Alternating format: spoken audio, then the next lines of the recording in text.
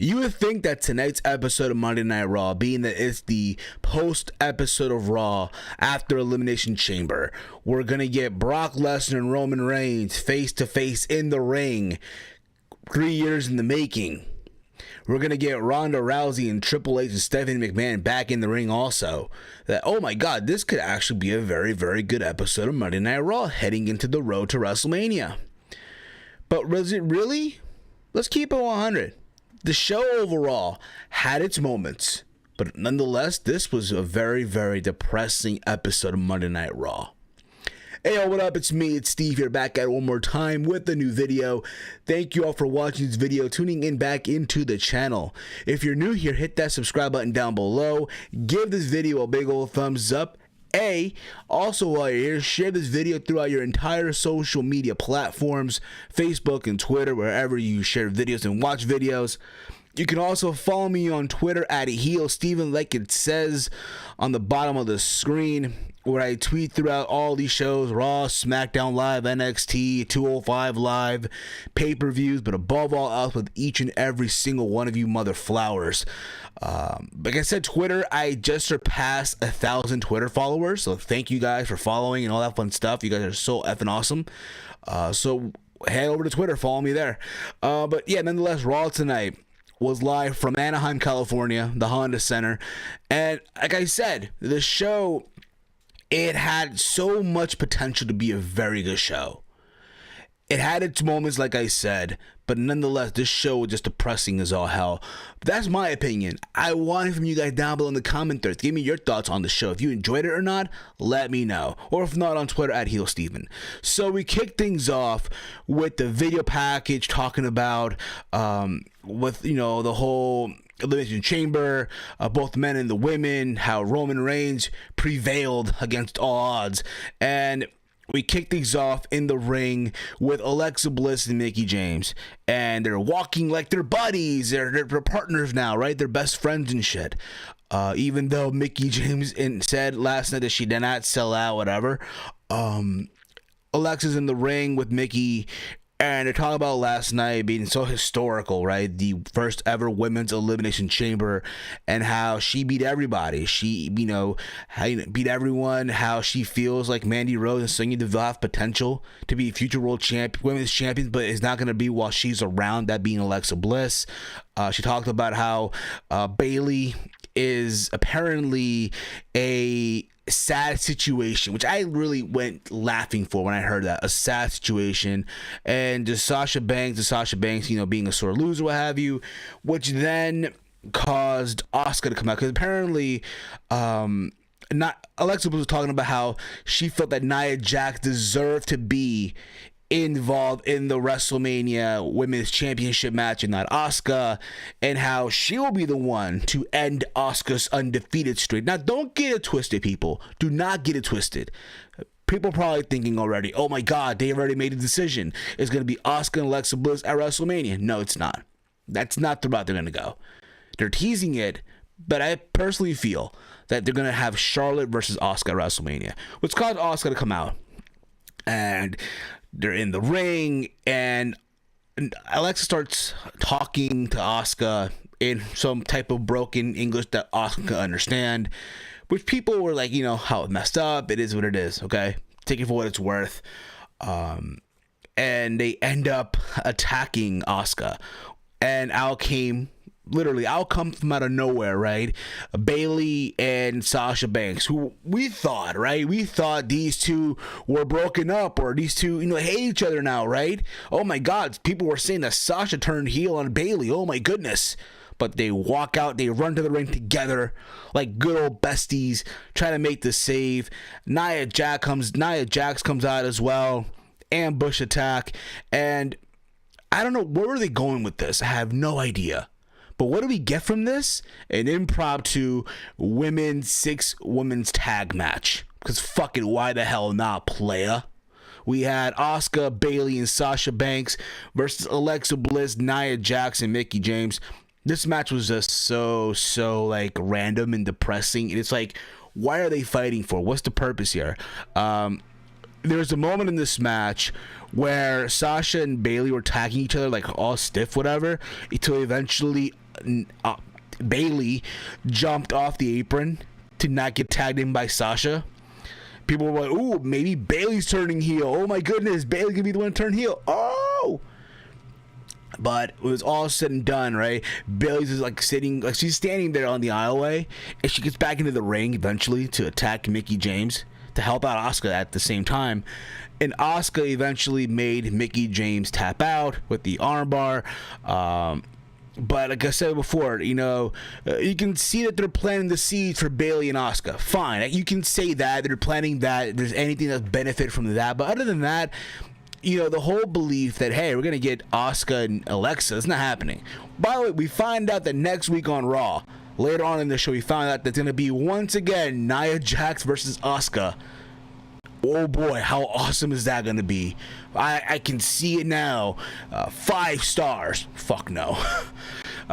We had John Cena, Big Match John, come out to address the crowd in Anaheim, California about what he'll be doing at WrestleMania. He talked about, you know, he had his long speech to talk about failure, how he failed at Chamber, but at the end of the day, you either, you know, you get back up or you stay down. He's in the getting up business. Holy crap, right? He's in the getting up business. He talked about how he thought about it now, that he'll be issuing a challenge, he's going to issue a challenge to The Undertaker.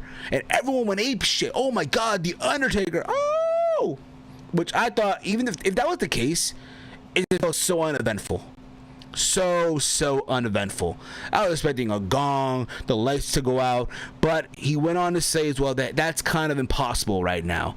And at that point, he pretty much said, hey, I'm a free agent, right? I can go to Raw and SmackDown. So tomorrow he'll be going to SmackDown Live to try to get involved in WrestleMania in some way, shape, or form. People were jumping the gun. Oh, maybe he'll be added to the Fatal 5-Way. Can you imagine if they were to add him at the final moment, what have you? Or how many weeks left are till Fastlane? A couple of weeks now, right? And you add him to the match. The irony of that, right? So instead, you get Styles versus Owen versus Zayn versus Baron Corbin and Ziggler versus fucking John Cena. It's copy and paste all over again. Now, this is what I think is going to happen. Yes, we're going to get the Undertaker match. It's going to happen at WrestleMania. Am I a fan of it? No. Because I think, honestly, Taker should just let it go. It's over with. It's done. That being said, what do you do with Cena? What do you do with him at Fastlane? I propose this. And take it for what it's worth. You do John Cena versus Shinsuke Nakamura, too. At the same time, you have something for Shinsuke to do on the card instead of just waiting till after the show to have that face off with AJ Styles, because you know they're going to do that at Fastlane. They're going to have that face off in the ring. They're going to point at the WrestleMania sign like Alexa Bliss did early on in the show as well. But I think that's what's going to happen. We're going to get Nakamura versus Cena too. And during this match, Cena will lose and you'll hear the gong of Undertaker, because eventually that match will happen, even though I don't want to see it, and they'll probably post this match both on Raw and SmackDown to build up.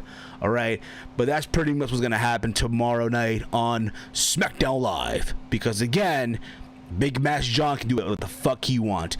Then we had Bray Wyatt versus Heath Slater, which never really started. It's literally Bray Wyatt beating the hell out of Heath Slater and also beating the hell out of Rhino. And then the lights go off and he talks about how it's all Matt Hardy's fault and he's not done with him yet. He's gonna fight him again. The Great War, right? He's gonna find Matt Hardy, gonna get him. Or you can again say they're gonna build up to WrestleMania, have that final deletion Great War match. At this point in juncture, I just want this to be done with. Let this feud end. Let it die out already. Finally, please. Okay, let it die out. Seriously. We then had The Miz come out with the Miztourage, and he roasted the entire crowd of Anaheim, California.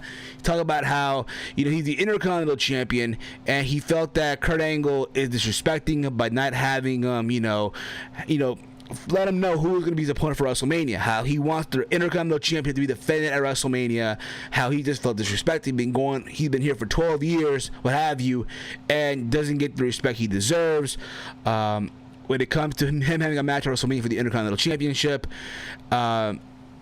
and literally whoever comes out next, right, because Miz is in his ring gear, that he's going to, that person will be getting a beating, which led to Seth Rollins to come out. And apparently, if whoever would win this match would probably be Miz's opponent, right? So Rollins and Miz come out, and this is probably the best match on the entire show. Hands down, this is probably the best match on the show. Back and forth. Rollins did a suicide dive to the outside the ring to the Miztourage. Again, this is a crazy back and forth, near falls here. Seth Rollins is completely the workaholic of WWE, the workaholic of Monday Night Raw. And Miz, to his credit, again, also helped in that mix as well. But that being said, Rollins won by hitting a frog splash from one side of the ring to the other. And people thought, hey, WrestleMania, we're getting Miz versus Seth Rollins. After this, out came Finn Balor.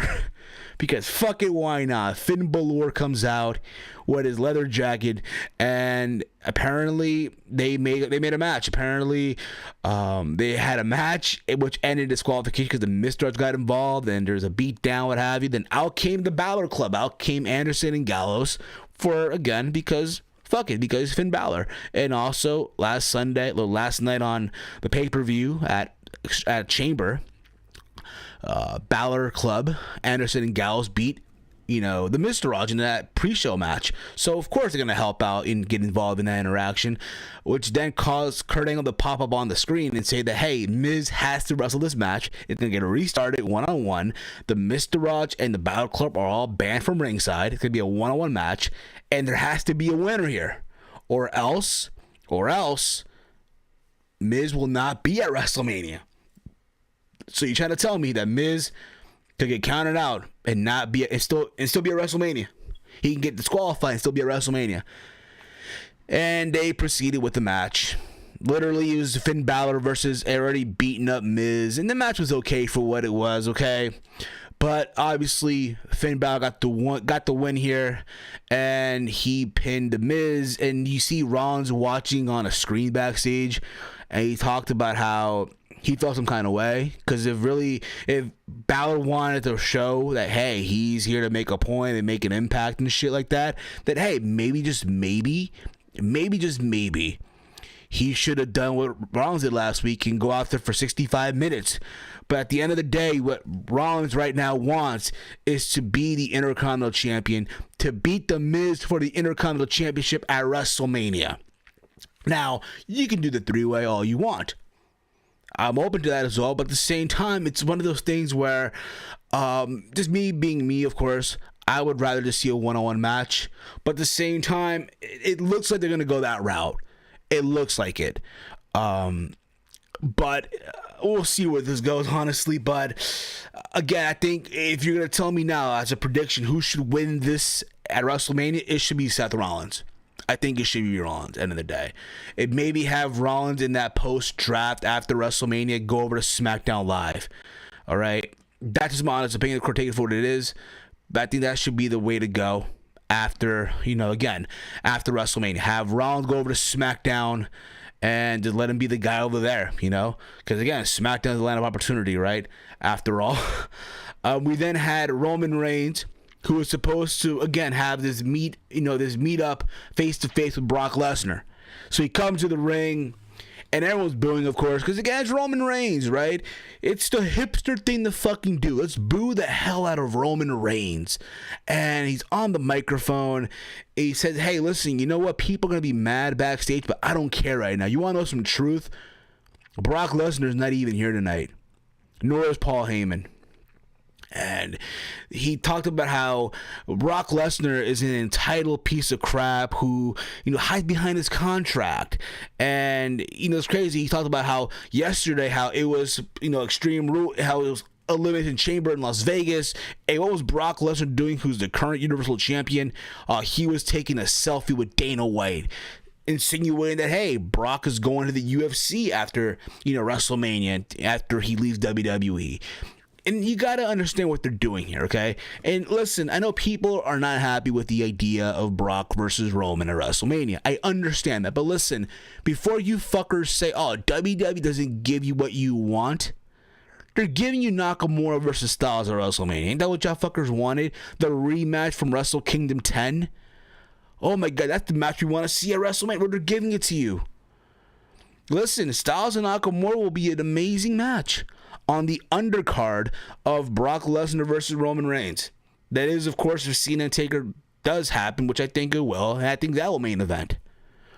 But essentially here, listen, they're using the fact that Brock is leaving and Brock doesn't give a shit about the business, that Brock is in it for the money, which we all knew that already, right? They're using all that to help Roman or help fans cheer for Roman, which in a way it worked in some way, shape, or form, but honestly, I don't know how far that's going to go. Could it work? Yes.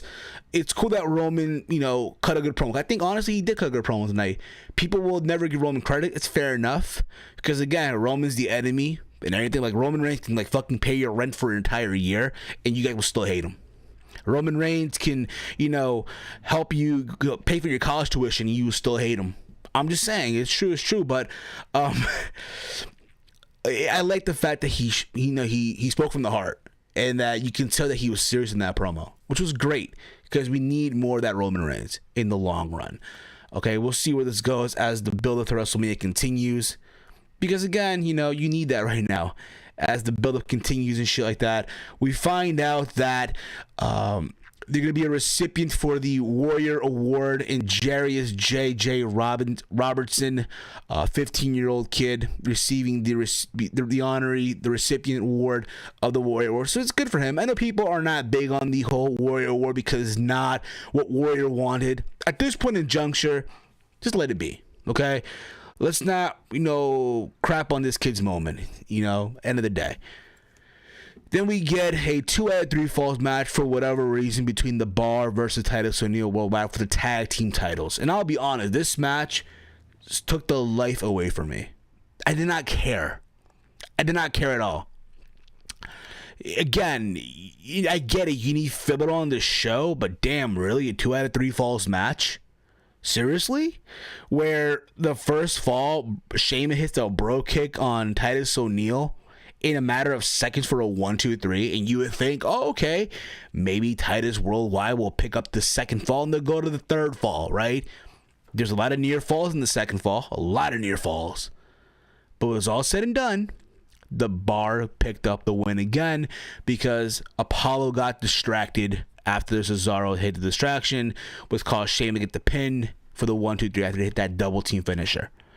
Again, it was just a pointless whole thing, so pointless really. After this whole match, they got on the mic and they talked about, about the win and how they are the best tag team on Raw, how they beat everybody. They referenced the New Day, the Hardy Boys, to name a few, okay?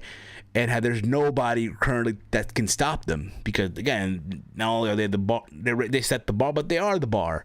And I thought for a minute, maybe a tag team will come out. Too soon, I understand that, but fuck it, why the hell not? But we'll see where this goes. Maybe Revival and the Club get added to this mix. I don't fucking know. Okay, we then had Elias versus Braun Strowman in a match that was forever for no reason again other than Elias sang on the microphone. He did a little concert bashing Anaheim, California. Then out came Braun Strowman, just a match that literally Braun is lifting up Elias, just taking him down, slamming him, just having his way with him, until eventually Elias ran away, and then he hit under the ring and grabbed the fire extinguisher and just literally shot it at him, if you will, Braun Strowman, called it disqualification. And Elias is just running away till eventually Braun caught him, and he tried to hit the power slam on through the announce table to no avail, to no fucking avail at all, because Elias ran away. So he still kept on running and running. They were going backstage, and I feel like, okay, we might get some crazy shit backstage where Elias gets, tossed, I don't know, off the stairs, some shit like that. Because again, when you think of Braun Strowman, he wrecks shit. But there's a chase, and you see them running. We see Elias escaping, and you see Braun just stops, and there's a limo that comes by. There's a limo that just stops in the middle of this whole thing, and Braun just screaming. and the camera points right to the limousine. Who's in the limo? Who's in the limousine right now? People were wondering. And we come back from commercial. My pencil just dropped, but fuck it. And we get to the whole segment with Ronda Rousey, Kurt Angle, Triple H, and Stephanie McMahon. And they play Ronda's music, and Ronda just kept walking with the fucking meanest look on her face. The power walk that she did in the UFC. And just one of those things where they thought they were on the wrong foot for what happened last night. Apparently how now Ronda is now a property of WWE. Things don't work how it used to be back in the UFC for Ronda Rousey. That was Stephanie was saying. And that she has to report to Stephanie. And Kurt Angle pretty much said, hey, listen, Ronda, everything that I said last night was a lie. I did not hear everything correctly. Hell, matter of fact, I don't even remember what the fuck I said. But what I need you to do is understand that, hey, listen, I need this job. I need this job. Like, he said it like the last thing he wants to do is go back to TNA. I said, I need this job.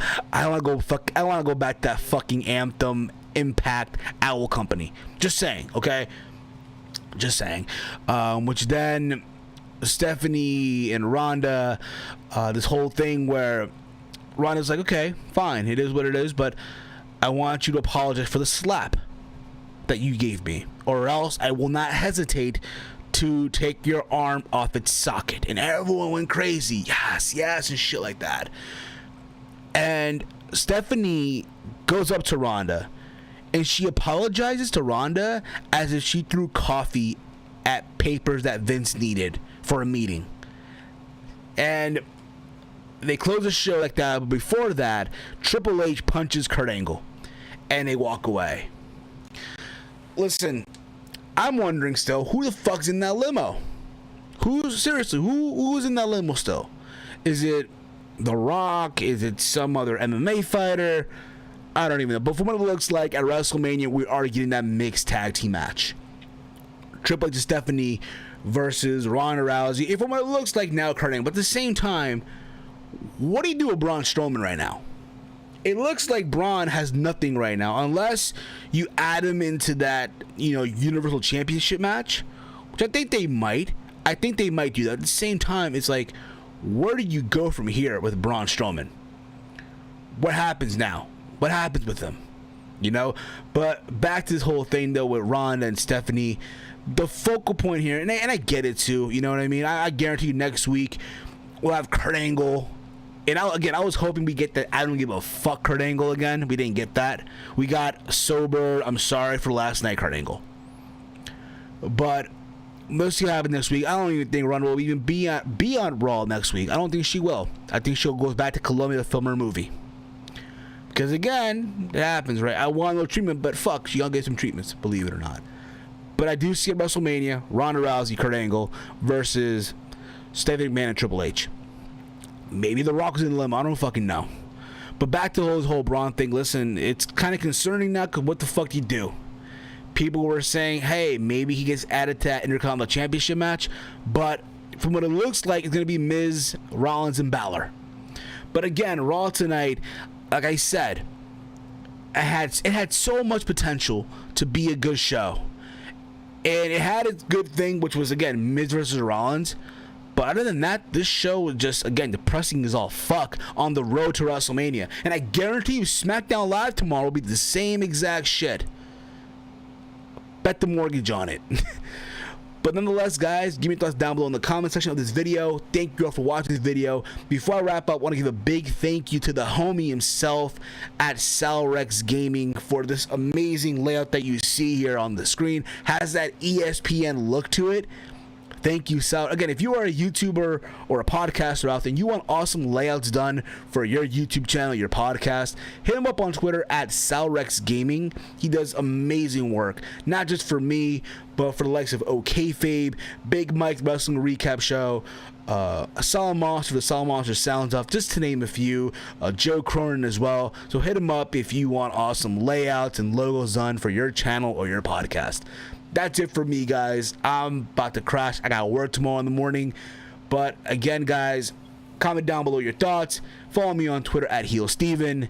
And as always, hate, comment, and subscribe. Until next time, it's me, it's Steve, and it's wrestling and whatever. Yeah, it's true. It's damn true. Ew!